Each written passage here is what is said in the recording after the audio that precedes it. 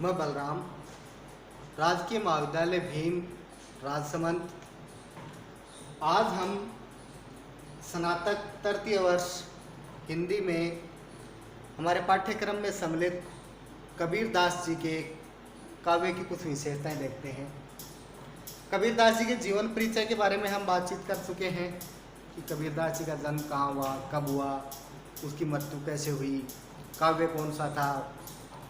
अब हम उनके काव्य की कुछ विशेषताएं देखते हैं। विशेषताओं में सबसे पहले कण कण में ईश्वर की व्याप्ति। कबीरदास जी ने सृष्टि के कण कण में ईश्वर का समावेश बताया है। वे कहते हैं कि ईश्वर हर जगह है, अविनाशी है, सर्वव्याप्त है।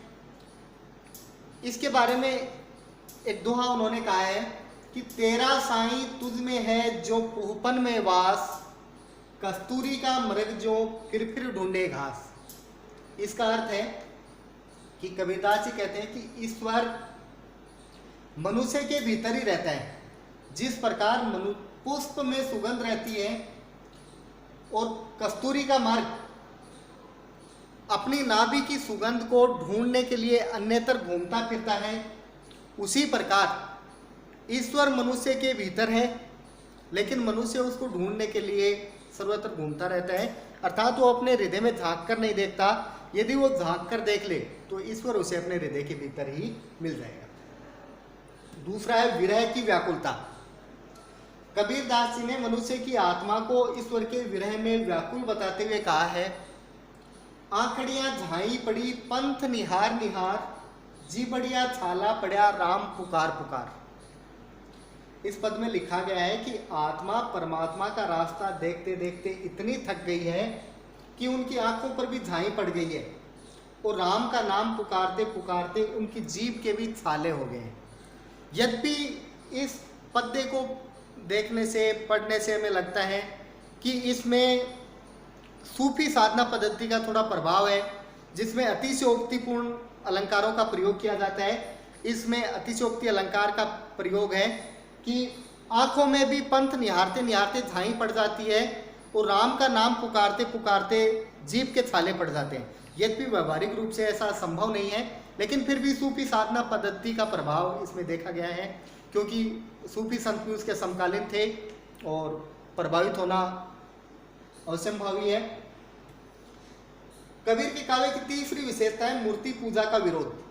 कबीरदास जी निर्गुण की उपासना के कारण मूर्ति पूजा का विरोध करते हैं। अर्थात निर्गुण उपासक हैं, वो किसी भी मूर्ति की उपासना नहीं करते, किसी भी अवतार की पूजा नहीं करते। तो वो कहते हैं कि पाहन पूजे हरि मिले तो मैं पूजूं पहाड़, ताते या चाकी भली पीस खाए संसार। अर्थात वो कहते हैं कि यदि पत्थर को पूजने से हरि अर्थात भगवान मिल जाता है तो मैं पहाड़ की पूजा करूंगा। आपके इस मूर्ति के पत्थर से तो ये चाकी का पत्थर ज़्यादा अच्छा है, जिससे संसार पीस कर खाता है, अर्थात संसार का कार्य चलता है, अर्थात थोड़ा बहुत योगदान देता है। बल्कि मूर्ति का तो मनुष्य के जीवन में कोई भी योगदान नहीं है। अर्थात मूर्ति किसी का भला नहीं कर सकती, मूर्ति किसी के काम नहीं आ सकती, ऐसा कबीरदास जी का मानना है। अगला है आडंबर का विरोध। कबीरदास जी ने हिंदू और मुस्लिम दोनों धर्मों में फैले हुए आडंबर का पुरजोर विरोध किया है। अर्थात कबीरदास जी एक संत से ज़्यादा समाज सुधारक की भूमिका में हमारे सामने आते हैं। अर्थात वो समाज में जितनी भी बुराइयां थी, जितनी भी रूढ़ियां थी, उन सबको हटाकर एक स्वस्थ समाज का निर्माण करना चाहते थे। इसलिए वो आडंबरों का विरोध करते हुए कहते हैं, सबसे पहले वो मुसलमानों पर एक पंक्ति कहते हैं कि कंकर पत्थर जोर के ली मस्जिद चुनाए, ता चढ़ के मुल्ला बांग दे क्या बहरा हुआ खुदा है। अर्थात वो कहते हैं कि मुसलमानों ने कंकर और पत्थर मिलाकर मस्जिद सुनवा ली है और उस पर चढ़ के मुल्ला जी बांग देते हैं, अर्थात अजान लगाते हैं, क्या आपका खुदा बहरा हो गया। अर्थात वो कहते हैं कि आपका खुदा यदि बहरा हो गया तब तो उसको कितने ही ऊंचे चढ़कर आप सुनाओगे, नहीं सुनेगा।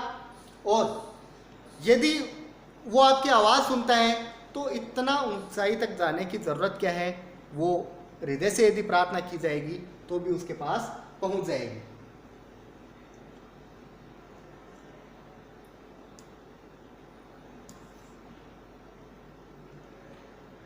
अगला है आत्मा परमात्मा की एकता।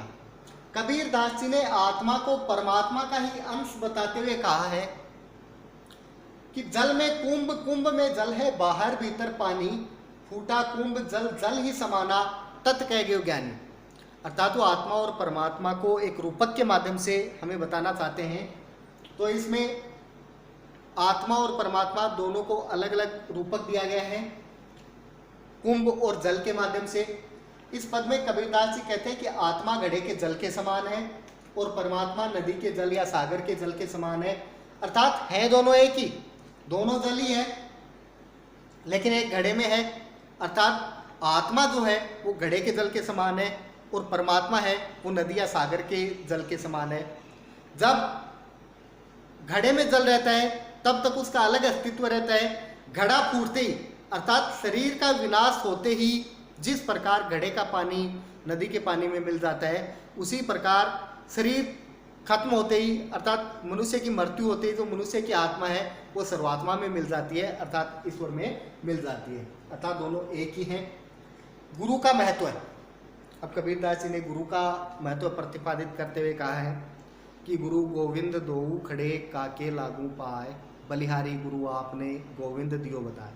अर्थात गुरु और गोविंद, गोविंद का अर्थ है भगवान, अर्थात गुरु और भगवान यदि दोनों एक साथ खड़े हैं तो भी मैं सबसे पहले गुरु के चरण स्पर्श करूंगा, क्योंकि गुरु ही वो साधन है जिनके माध्यम से मुझे भगवान तक पहुंचने का रास्ता मिला है।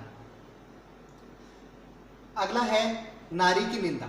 कबीरदास जी के काव्य की ये भी एक विशेषता है कि वो नारी को भक्ति के मार्ग में बाधक मानते हैं और उन्होंने भक्ति के मार्ग में बाधक मानते हुए नारी के बारे में कहा है कि नारी की झाई परत अंधा होत भुजंग, कबीरा तिनकी कौन गति जो नित नारी के संग।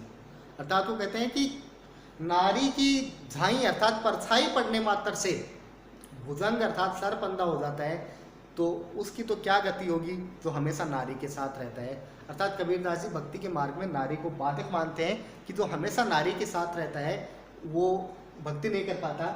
लेकिन ध्यान रखने की बात यह है कि कबीरदास जी नारी के कामिनी रूप के विरोधी थे, अर्थात जो मनुष्य के साधना मार्ग में बाधा पहुंचाती हो उसके विरोधी थे, बल्कि नारी के भामिनी रूप में कबीरदास जी उसे स्वीकार करते हैं। स्वयं भी कबीरदास जी गृहस्थ संत थे, गृहस्थ धर्म का विरोध वे नहीं करते हैं। अगली विशेषता है अवतारवाद का खंडन। कबीरदास जी ने अवतारों का विरोध किया है। साधारण सी बात है कि जो निर्गुण पंथी होंगे सभी अवतारों का भी विरोध करेंगे, मूर्ति पूजा का भी विरोध करेंगे, ये उनके धर्म का अर्थात उसकी उपासना पद्धति का एक हिस्सा है। तो कहते हैं कि दशरथ सुत तिहु लोक बखाना, राम नाम का मर्म है आना।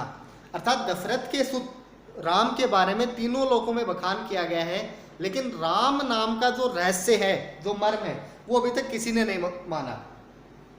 अर्थात वो कहते हैं कि राम का जो नाम है वो ईश्वर के लिए है, ब्रह्म के लिए है, सर्वात्मा के लिए है, वो किसी दशरथ के पुत्र राम के लिए नहीं है। अर्थात इसका जो रहस्य है वो किसी ने अभी तक जाना ही नहीं है। अगली विशेषता है माया की निंदा।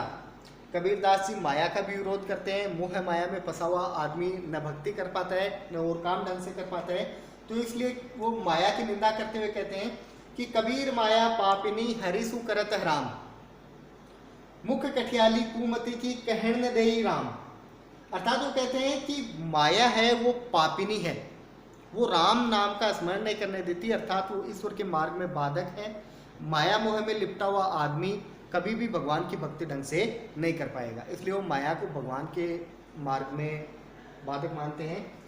अगला है पुस्तकीय ज्ञान का परिहास। अर्थात कबीरदास जी जो पुस्तकीय ज्ञान है उसको भक्ति के लिए, मुक्ति के लिए किसी भी प्रकार से आवश्यक नहीं मानते हैं। वो ज्ञान आवश्यक मानते हैं, लेकिन पुस्तक में लिखा हुआ ज्ञान है उसकी आवश्यकता पर वो जोर नहीं देते। वो कहते हैं पुस्तकीय ज्ञान के बिना भी मनुष्य मुक्ति प्राप्त कर सकता है, साधना कर सकता है। इसके लिए वो कहते हैं पोथी पढ़ पढ़ जग मुआ, पंडित भयाने कोय, ढाई आखिर प्रेम का पढ़े सो पंडित हो। कबीरदास जी कहते हैं कि ये किताबें ग्रंथ पढ़ पढ़ करके पूरा संसार चला गया, लेकिन कोई भी पूरा पंडित नहीं हुआ। प्रेम के तो केवल 2.5 अक्षर हैं, अर्थात जो ईश्वर से प्रेम करने का मार्ग है वो बिल्कुल सीधा है, सरल है, उसमें पुस्तकीय ज्ञान की कहीं पर भी कोई आवश्यकता नहीं है। जो प्रेम के मार्ग को समझ गया, प्रेम के रहस्य को समझ गया, वो पंडित हो गया, अर्थात वो ही विद्वान हो गया। अगला सदाचार की शिक्षा।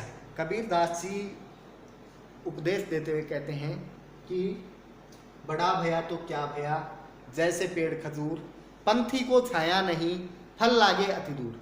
अर्थात वो कहते हैं बड़े होने से कोई फायदा नहीं है। कोई भी चीज़ अपने आप में कितनी बड़ी हो, जब तक वो समाज के लिए उपयोगी नहीं है तब तक उसका कोई फायदा नहीं है। जैसे खजूर का पेड़ है, खूब लंबा होता है, लेकिन राहगीर को, पंथी को उसकी कोई भी छावा नहीं मिल सकती। अर्थात वो कहते हैं कि पेड़ की उपयोगिता फल और छांव देने में है, लेकिन खजूर लंबा खूब है, लेकिन उसकी लंबाई का तब तक कोई उपयोग नहीं है जब तक कि राहगीर को छाया ना मिले। अगली विशेषता है रूपात्मक प्रतीकों का प्रयोग। कबीर दास जी ने अनेक प्रतीकों के माध्यम से अपनी बात को समझाने की कोशिश की है। तो देखो, ये कहते हैं काहे रे नलिनी तू कुमिलानी, तेरे ही नाल सरोवर पानी, जल में उत्पत्ति जल में वास, जल में नलिनी तोर निवास। अर्थात ये यहाँ पर आत्मा के बारे में कहते हैं। आत्मा को यहाँ पर नलिनी माना है। तो वो कहते हैं कि हे नलिनी, हे आत्मा, तू क्यों कुमला रही है, तू क्यों उदास है, तेरी तो नाल सरोवर में है, अर्थात तू तो परमात्मा के संपर्क में है। जल में उत्पत्ति जल में वास, अर्थात जिस प्रकार कमल के फूल का उद्भव भी जल से होता है और वो निवास भी जल में करता है, उसी प्रकार आत्मा भी परमात्मा से ही उत्पन्न होती है और परमात्मा में ही उसका विलीनीकरण हो जाता है। इसलिए वो यहाँ पर नलिनी के माध्यम से वो आत्मा का वर्णन कर रहे हैं। ये रूपात्मक प्रतीक है कबीर के। अब हम देखते हैं कबीर दास जी के संदर्भ में कुछ विशेष तथ्य जो लोगों ने कबीर दास जी की महानता, कबीर दास जी के ज्ञान, विद्वता आदि को देख कर कहे हैं। सबसे पहले हम देखते हैं आचार्य हजारी प्रसाद द्विवेदी कबीर दास जी के बारे में क्या कहते हैं। ये कहते हैं, ऐसे थे कबीर, सिर से पैर तक मस्त मोला, आदत से अक्खड़, स्वभाव से फक्कड़, दिल से तर, दिमाग से दुरस्त, भक्तों के लिए निरीह और भेषधारी के लिए प्रचंड। अर्थात कबीर दास जी का स्वभाव इस प्रकार था, एकदम से मस्त मोला, फक्कड़ थे, लेकिन जो भी भेषधारी और पाखंडी लोग थे उनके लिए वो प्रचंड भेषधारी थे। हजारी प्रसाद द्विवेदी ने कबीर दास जी को वाणी का डिक्टेटर भी कहा है। डिक्टेटर का अर्थ तानाशाह है। अर्थात ये वाणी को अपने हिसाब से जिस प्रकार का अर्थ उसे दिलवाना होता था वैसा अर्थ वाणी से दिलवा लेते थे। या तो सीधे रूप से स्पष्ट हो जाता था, यदि भाषा सीधे रूप से उनके अर्थ को सहन करने में सक्षम नहीं होती थी, अर्थात प्रकट नहीं कर पाती थी, तो ये शब्दों को तोड़ मरोड़ भी लिया करते थे। तभी वो कहते हैं हजारी प्रसाद द्विवेदी जी कि ये भाषा से सब कुछ उगलवा लेते थे, या तो सीधे सीधे नहीं दरेरा देकर। आचार्य रामचंद्र शुक्ल ने एक जगह कहा है कि यह बात सत्य है कि प्रतिभा उसमें बड़ी प्रखर थी। अर्थात कबीर दास जी बड़े प्रतिभावान संत थे। आचार्य शुक्ल कहते हैं, कबीर तथा अन्य निर्गुण पंथी संतों द्वारा अंतः साधना में रागात्मिका भक्ति और ज्ञान का योग तो हुआ, लेकिन कर्म की दशा वही रही जो नाथ पंथियों के यहाँ थी। अर्थात वो कहते हैं कि कबीर दास जी ने लगभग जो अपने कर्म के सिद्धांत हैं वो नाथपंथी योगियों से ग्रहण किए हैं, और ये हम भी स्वीकार करते हैं कि कबीर दास जी का जो साहित्य है या उनका जो मार्ग है वो लगभग नाथपंथ से प्रभावित रहा है। आचार्य हजारी प्रसाद द्विवेदी ने कबीर दास जी को भगवान विष्णु के नरसिंह अवतार की संज्ञा दी है, अर्थात नरसिंह अवतार की प्रतिमूर्ति कहा है। और कबीर दास जी के जो कुछ पद हैं वो सिखों के पवित्र धर्म ग्रंथ गुरु ग्रंथ साहिब में भी संकलित किए गए हैं। धन्यवाद।